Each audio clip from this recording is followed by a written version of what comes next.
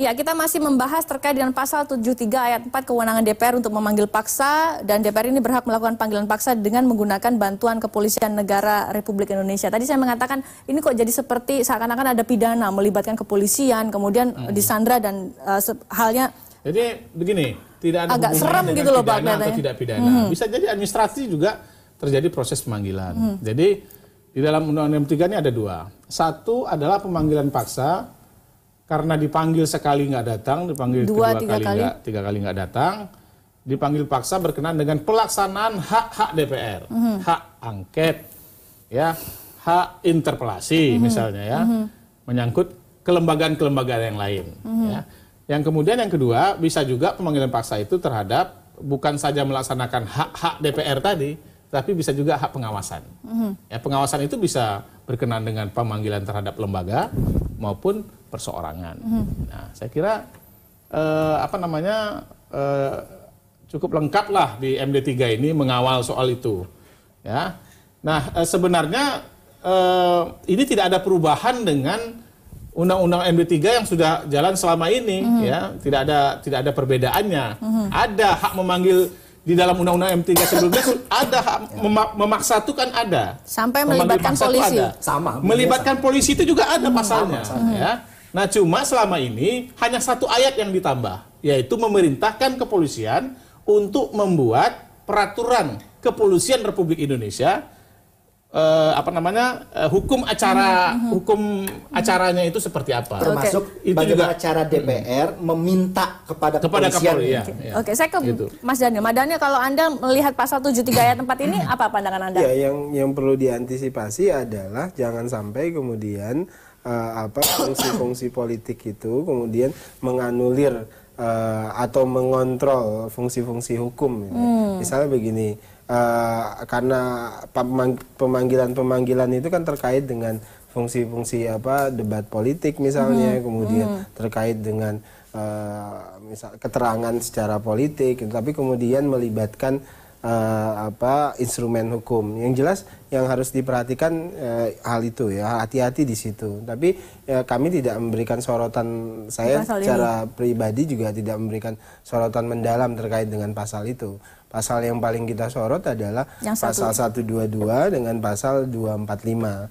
Nah, itu yang banyak kita sorot, terutama 122 dan 245 yang memberikan hak imunitas yang luar biasa ke anggota DPR, kemudian mempersulit proses hukum seolah-olah melakukan upaya penghalangan proses hukum yang mudah begitu ya, yang tadinya misalnya cukup ada izin presiden, sekarang ada rekomendasi. Di 245 itu harus ada rekomendasi MKD, kan itu upaya melakukan penghambatan proses hukum ya. Kalau 73 itu ayat 4 lebih tepatnya huruf B-nya. Jadi huruf B-nya itu mengatakan kepolisian, jadi Polri itu menurut huruf B-nya ayat 4-nya itu wajib, ada kata wajib memenuhi permintaan. Jadi dia tidak opsional gitu. Jadi kepolisian itu sudah harus tunduk langsung terhadap apa yang diminta oleh DPR, termasuk pemanggilan tadi. Kalau pemanggilannya terhadap lembaga, kemarin ada kasus misalnya KPK dipanggil nggak mau, DPR mau pakai Polri gitu loh, yang dianggap sebagai pihak aparat yang berwenang untuk itu, memanggil paksa misalnya gitu kan. Maka kepolisian tidak dalam posisi, kemarin sempat kan ada keinginan gitu loh, mengundang KPK itu dengan cara meminta kepolisian. Nah, saat itu kan kepolisian ngambil posisi yang tidak tegas. Dia tidak mengatakan langsung saya tidak mau melaksanakan perintah Anda, tapi juga dia tidak mau mengatakan langsung saya akan melaksanakannya.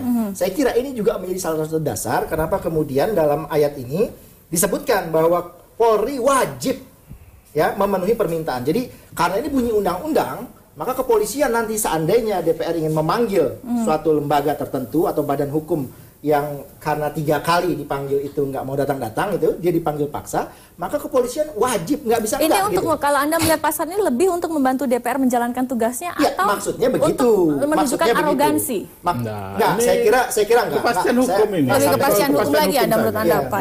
Masalahnya adalah bunyi pasalnya ini setiap orang, walaupun yang mau disasar atau contoh-contohnya ini asbabul nuzulnya ini ya, disebutin tadi, misalnya ada KPK dan gubernur yang nggak mau datang, itu bukan rakyat biasa seperti saya dengan Pak Daniel, atau yang kedua misalnya KPK, itu bukan seperti kita gitu Mbak Ratna. Nah cuma karena bunyinya setiap orang, ya wajar kalau Mbak Ratna bilang, khawatir juga ya kalau ada sesuatu hal saya harus dipanggil paksa gitu loh. Nah panggil paksa ini padahal belum tentu juga bersalah, ini kan karena mau diminta keterangan misalnya, belum tentu juga salah, tapi image-nya udah buruk duluan gitu. Original intentnya sebenarnya setiap orang itu usulan dari pemerintah. Klausul sebenarnya itu pejabat pemerintah, pejabat negara, badan hukum yang dipanggil gitu ya, dan seterusnya itu nah, dipaksa gitu. Nah itu yang kemudian menimbulkan perdebatan. Bisa nggak kita memanggil hakim agung misalnya begitu? Bisa nggak kita memaksa hakim agung untuk datang? Nggak bisa, gitu loh, nggak bisa. Nah oleh sebab itu kemudian apalagi selama ini DPR dengan Mahkamah Agung dan dengan Mahkamah Konstitusi kan nggak pernah dipanggil oleh DPR, nggak pernah. Yang boleh itu konsultasi, kita yang datang ke Mahkamah. Setiap orang itu bagaimana? Nah, kemudian diusulkan oleh pemerintah, ya, karena ini menyangkut soal apa namanya, ada batasan-batasan tertentu terhadap pejabat-pejabat negara, maka kita ganti dengan klausul setiap orang. Justru lebih luas lagi. Baik, kita tetap memang kita nanti lanjutkan dialog lagi di segmen kelima, tetap bersama kami saudara. Spesifik terhadap pejabat negara.